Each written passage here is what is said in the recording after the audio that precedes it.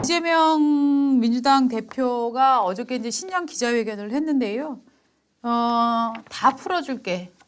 네 돈으로. 예.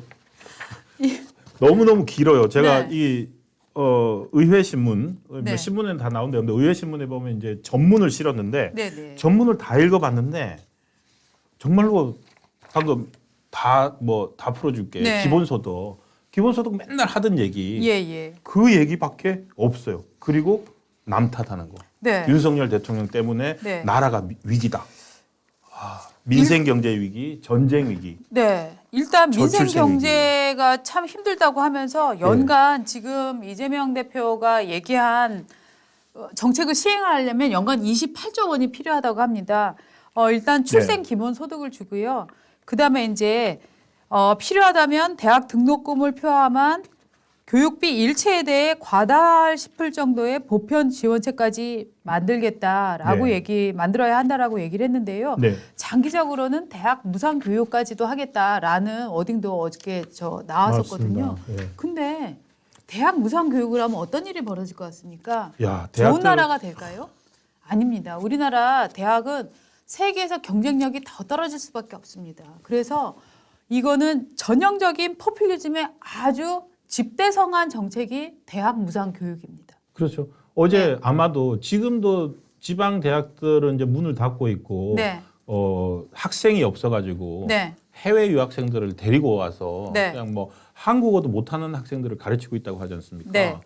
그런데 낳기만 하면 대학 학비를 다 해준다? 네. 이거는 저출생 대책이 아니라 네.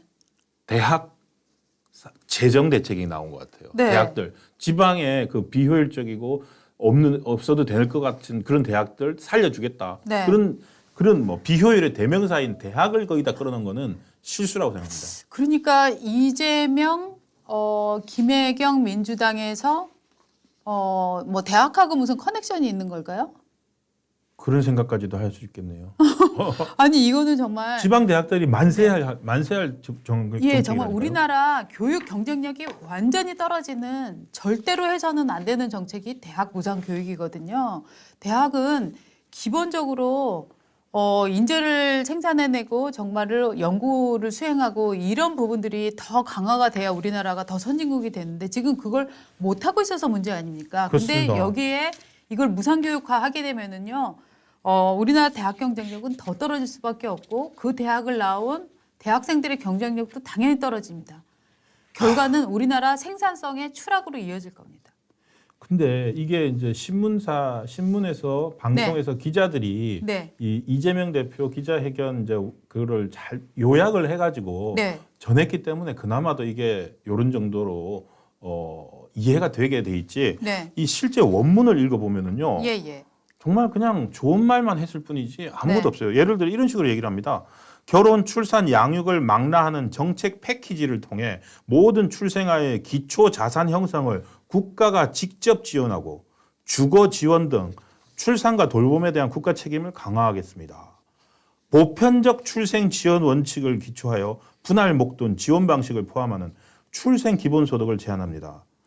저는 이게 되게 무서운 말이라고 생각하는데요. 이거는 그겁니다. 전 뭐가 떠올랐냐면은 옛날 1980년대 다 무너진 공산 국가들 있지 않습니까? 네. 그 사람들이 내세웠던 구호가 요람에서 무덤까지. 맞습니다. 요람에서 무덤까지 다 지원한다. 얘기하면은 누가 이제 열심히 일하겠습니까? 맞습니까? 이미 다 끝난 거예요, 이거는. 영국이 사회주의가 시작된 나라 아닙니까? 그렇습니다. 예. 그때 주장하던 게 요람에서 무덤까지인데 신생아의 기초 자산 형성이라는 이 단어 있잖아요. 이거 예. 정말 골 때리는 거예요. 그렇죠. 이게 무슨 소리냐면 모든 신생아가 태어났을 때 계급과 출생에 상관없이 일정한 재산을 갖게 하겠다는요. 포퓰리즘의 거의 완성입니다. 이 돈이 어디서 나옵니까? 이거 세금에서 주는 거잖아요. 즉 예. 사회에서 세금을 내는 사람들의 주머니를 털어서 태어나는 아이들에게 기본적으로 재산을 일정 부분을 준다라는 거잖아요. 이거는 사회주의와 공산주의를 절충한 그런 모델입니다. 예. 그리고 교묘한 게 이 네. 용어 자체는 그러면서 네. 자본주의 용어를 써요. 네. 금융이나 기초자산, 금융 네. 기초자산 이런 거. 네. 그런 게 있고 거기다가 이 또 뭐 질의응답이라고 해야 될까요? 질의응답 과정에서도 네. 정말로 이제 희한한 말들이 많이 나옵니다. 네. 첫 번째, 저는 이 대목이 되게 재밌었어요. 만에 하나 네. 북풍 사건, 총풍 사건처럼 정략적 이익을 위해 국민 생명을 담보로 전쟁 게임을 시도하는 것이라면 당연히 당장 중지되어야 한다. 즉 북한의 공격이 우리가 유발한 것이 아닐까 하는 의심을 지금 하고 있는 거거든요. 그렇죠. 이게 지금 이 갈등을 남쪽이 유발하고 있다라고 하는 그 대한민국 유인설, 유도설 여기다가 결국 무게를 싣고 있는 거예요. 이 말은 절대로 해서는 안 될 안 되는 말이거든요. 거죠. 안보적으로는. 근데 지금 이재명 대표는 야 지금 갈등 문제가 많지. 북한이 지금 뭐 한국 쳐들어온다고 난리잖아. 그런데 그거 대한민국 유도하고 있는 거 아니야? 라는 뉘앙스를 지금 풍기고 있는 거예요. 아, 근데 이거는 이재명 대표의 인식은 어저께 네. 저희가 말씀드렸던 네. 그 정말 남한내 종북 좌파 인사들이 갖고 있는 인식보다도 더 후진 것 같아요. 네. 그다음에 사람- 또 하나 예. 짚어주시죠. 그 사람들 저는 그다음에 그 일문일답 네네. 일문일답 그러니까 이렇게 그러니까 사실은 지금 말씀드린 게 이 뭐 다 퍼주겠다는 내용 말고 이게 네. 긴 기자회견문이 네. 정말 큰 내용이 없었고 일문일답을 기자들이랑 했는데 첫 번째 질문이 뭐였냐면은 네. 기자가 물었습니다. 복귀하신 것을 축하드린다. 대표가 되신 지 1년 반 정도가 되셨는데 가장 큰 성과가 어떤 것인지 말씀 부탁드린다. 라고 이렇게 했는데 첫 마디가 뭔지 아세요? 옷을 갈아입을 때마다 그 거울에 비친 목의 흉터가 끔찍하게 느껴집니다. 제가 정말 와이셔츠 깃이 없었으면 어떤 결과가 됐을까요? 그런 생각이 얼핏 나는 것도 일종의 트라우마일 수도 있겠지만 네. 국민들이 삶의 고통의 현장에서 겪는 고통과 번민에 비하면 큰일이겠느냐 생각하며 위안을 삼고 있습니다. 제가 대표가 돼서 낸 성과가 무엇이냐. 뭐 제 자신이 평가하는 것은 적절치 않고 결국 총선 결과로 드러나지 않겠습니까? 이렇게 하고 넘어갔어요. 그러니까 대표 1년 동안 뭐 했냐고 물었더니 딱 하나 얘기했어요. 피습당한 거. 그러면은 이재명 대표한테는 그 피습당한 게 큰 성과, 너무너무 강렬하겠죠. 그렇지만 성과를 물어보는데 이렇게 답한 거는 진짜 동문서답이네요. 왜냐하면 성과를 꼽을 게 없거든요. 그렇죠. 정말. 1년 동안 무슨 일을 하셨습니까? 네, 저는 방탄의 보호를 받았습니다. 외에는 할 말이 없잖아요. 그러니까 이게 네. 답이 없을 때 나오는 전형적인 태도 같아요. 예, 그래서 예. 이 장면이 어저께 기자회견을 전체를 본 입장에서는 가장 재밌는 핵심적인 장면 아니었던가 싶은데요. 그러네요. 성과가 무엇입니까? 상처가 너무 끔찍해요. 아직 트라우마네요. 라고 얘기를 하는 건 네. 정말 딴 얘기하는 거잖아요. 동문서답하는 거잖아요. 이재명 대표는 동문서답의 달인이지 않습니까? 동문서답 엄청난 맞아요, 달인이죠. 맞아요. 유명한 동문서답으로 유명하죠. 뭐 있었죠 또? 어저께 이제 예. 그 조선일보 어제 칼럼도 나오기로 네. 했었는데 사실은 이제 이재명 대표가 정치인이 되고 난 다음에 네. 과거에 성남시장이나 네. 경기도지사 시절과 완전히 달라진 환경 중에 하나가 뭐냐면은 네. 그 당대표가 되면은 이제 최고위 회의나 이런 거 하고 난 다음에 동선을 따라서 그 국회 회랑을 따라갈 때 네. 기자들이 따라붙고 질문을 계속 하거든요. 네. 그거를 하면서 이 사람이 왜 저런 데 됐는지를 보여주는 일화들이 많습니다. 예를 들어서 이런 겁니다. 그 민주당이 작년에 탄핵 얘기가 엄청 많았지 않습니까? 그래서 기자들이 얘기를 합니다. 민주당의 탄핵 너무 남발하시는 거 아닌가요? 그런 식으로 질문을 했는데 그때 요건 유명한 캡처 사진이었습니다. 예, 그렇죠. 표를 얻기 위한 정책 남발은 도움이 안 됩니다. 라고 답을 하면서 지나가요. 그리고 검사 탄핵은 본인 방탄용 아닙니까? 이런 질문을 한 적도 있는데 핵심이네. 예, 그랬더니 국민의힘에다가 기후 에너지부는 어떻게 할 건지 좀 물어봐 주세요. 오, 와 동문서답 진짜 쩌네요. 그리고 뭐 최근에 이낙연 전 네. 총리가 네. 올 초죠 신당 창당한다는데 어떻게 하실 건가요? 물었더니 새해 복 많이 받으시라고 전해주세요. 이런 식으로 뭘 하나 물어보면은 네. 그러니까 마치 그래서 어떤 거냐면은 카메라로 잡으면은요 뭔가에 대해서 진지하게 답을 하고 있는 것처럼 보입니다. 화면에는.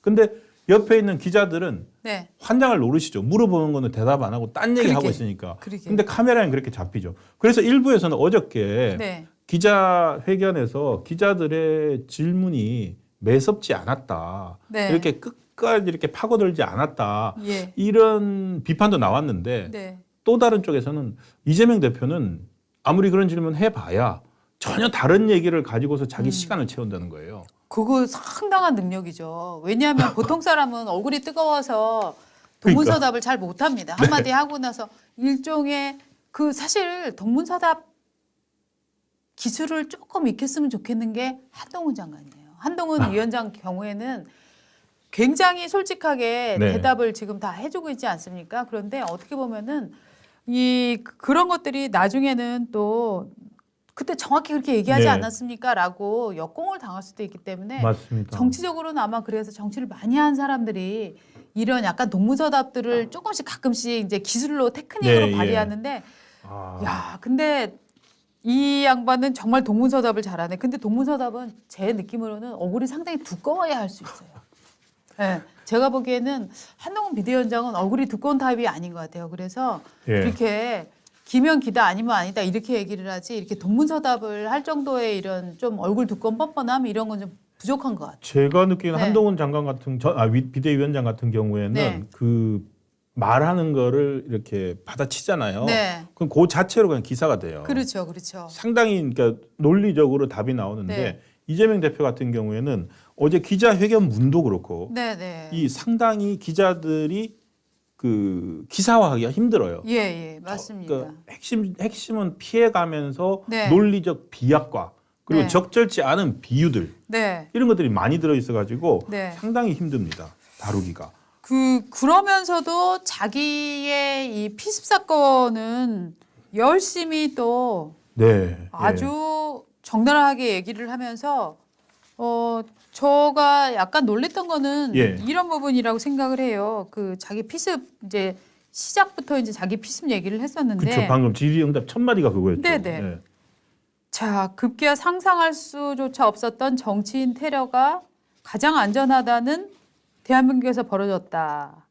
네. 이번에 저에 대한 암살 시도가 소위 암살 시도가 개인에 의해서 벌어진 것이라고 생각하지 않는다.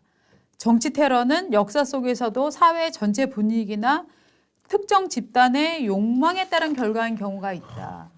그분이 저하고 무슨 사적 감정이 있다고 백주 대낮에 1년 동안 칼을 갈아서 단검을 만든 다음에 연습까지 해가면서 자신의 모든 것을 걸고 적확하게 목을 겨눠서 칼을 찔렀겠냐. 네. 저는 그분에 대해서도 안타깝게 생각을 한다. 이거 자체가 네. 그 앞에서 윤석열 대통령이 편가르게 정치를 하고 있다라고 비판을 한 다음에 이 얘기를 한 거거든요. 그렇죠. 결국은 이 사람은 그 습격범은 그렇게 정치적 신념이 없었을지도 모른다.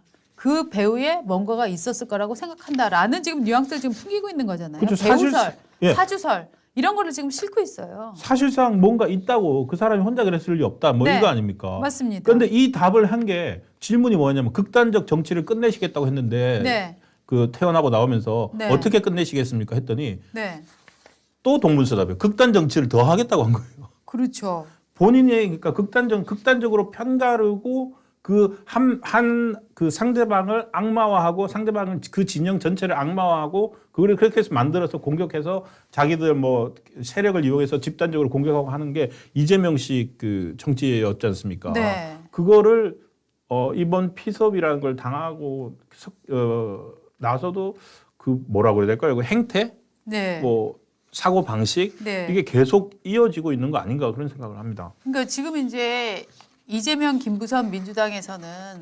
지속적으로 이 테러의 배후가 있다 이런 것들을 막 주장을 하고 싶어 하고 있잖아요. 아니 이재명, 김혜경 민주당이라고 하는.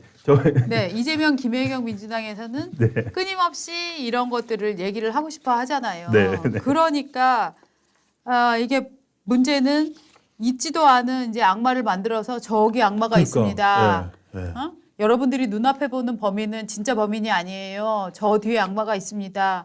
이런 지금 뉘앙스를 계속 풍겨내고 있는 거예요. 네, 예. 네. 그 다음에 칼 얘기를 네. 어제도 하더라고요. 그리고 1년 동안 칼을 갈아서 단검을 만들었다. 이것도 뻥이에요. 무슨 그 팩트가 1년을 칼을 갈아요. 그러니까 자세히 이재명 대표 발언은 하나하나 분석을 하면은 네. 그 과장과 비약이 네. 정말로 이렇게 나옵니다. 1년 동안 칼을 갈았다고 나오죠, 진짜. 네, 네. 아니 1년 동안 칼을 갈았다고요?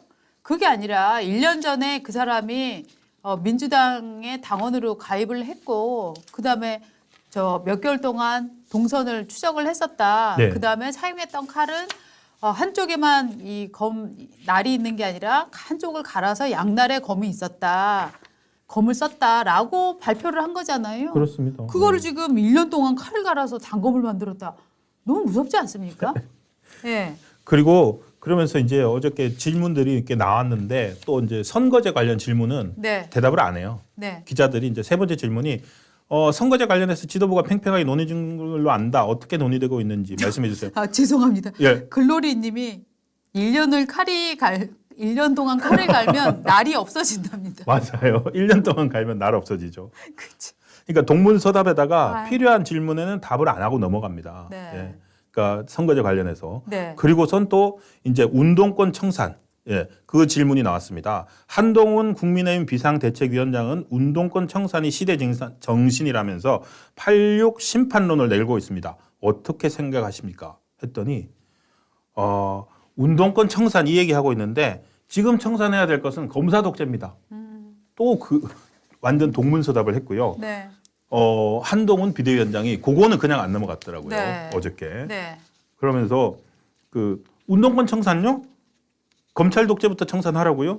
아니 민주당도 운동권 청산하겠다면서 임종석 자른다면서요. 맞습니다. 라고 한동훈 위원장이 어저께 바로 대응을 하고 그 부분은 넘어갔습니다. 또 더 웃긴 거는 네. 검사 독재 청산한다면서 신성식이나 그러네요. 이성윤 이런 사람들 영입한다고 지금 그러지 않았어요? 그렇죠. 그또 검사 출신들 또 유력한 또 후보로서 영입을 하기 위해서 이 사람들 네. 다 예비후보 등록했지 않습니까? 네, 네. 예. 검사 출신은 그러면은 그들한테 가는 검사는 검사 독재하지 않는 검사인가요?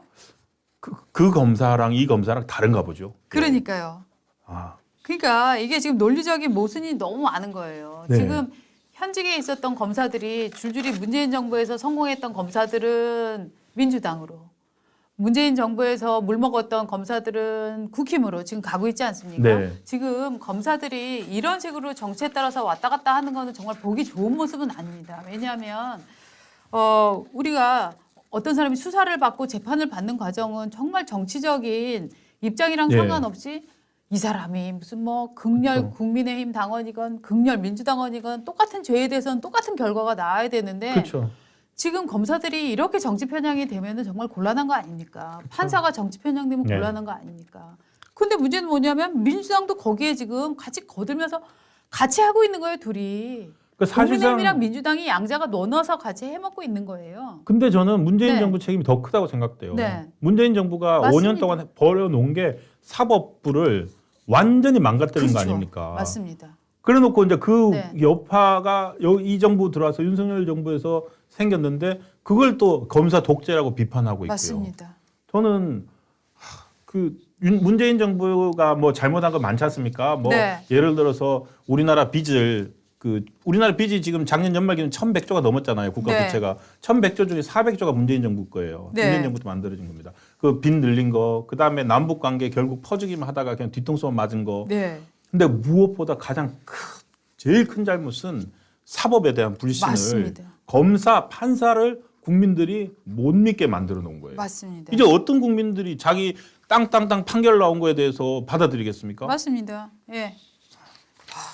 그게 정말 그냥 문재인 정부가 제일 잘못한 건 뭐. 어저께 이재명 대표의 신년 기자회견은 한마디로 총체적으로는 정치에 대한 불신을 더욱더 부추기면서 네. 자기에게 유리한 국면을 만들기 위한 거였는데요. 저는 한동훈 비대위원장이 잘 반박을 했다고 봅니다. 특히나 이재명 대표가 예. 이 자기에 대한 테러가 특정 집단의 욕망에 따른 결과다라고 마치 반대 당이 배후에 있는 것처럼 얘기한 거에 대해서 네. 정말 그렇게 얘기했어요? 믿어지지가 않는데요. 네. 테러는 범죄입니다. 그리고 테러 당한 걸 갖고 이걸로 정치 장사를 해서는 안 됩니다. 이렇게 얘기를 했는데요. 정치 장사. 네. 아, 진짜 정치 장사라는 이 표현이 저는 굉장히 좋았다고 생각합니다. 너무 본질적인 것. 지금 네. 정말 한마디로 오늘의 키워드는 진짜 정치 장사하지 마세요. 네. 이재명 대표. 네. 이거예요. 정치 장사 이 부분 저는 네. 꽤 좋았다고 생각을 하고요. 그러니까 이 정치 표를 장사. 위해서라면 자신의 비극적 사건도 이용을 하는 또 당대표의 비극적 사건도 이용을 하는 이재명, 김혜경의 민주당. 네. 여기는 정말 좀 자제하시고 정말 민생을 위해서 애를 써주셨으면 좋겠습니다. 네. 제가 이런 단어를 쓰는 거는 존경하는 박지원 전 국정원장께서 윤석열, 김건희 정권이라고 네. 영광스럽게 이제 부부 이름을 거기다 붙여주셨길래 그러면 똑같은 예우 차원에서도 네. 야당을 좀 존중해야 되지 않을까 하는 마음을 한번 네. 붙여봤습니다. 야당 존중 차원에서. 내일부터는 안 하겠습니다. 네.